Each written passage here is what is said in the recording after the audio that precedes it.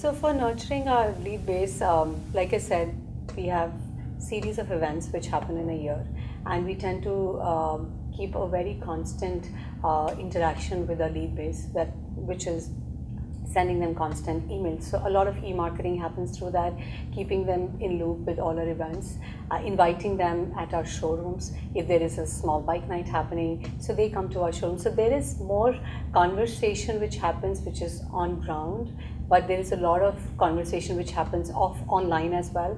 In terms of e-marketing, there's a lot of emailers which are sent, test ride campaign which is done for them to experience. Every time we launch a new product, there's a test ride campaign which goes to our lead base, so that they're always, today he may not be a customer, tomorrow he will be a customer.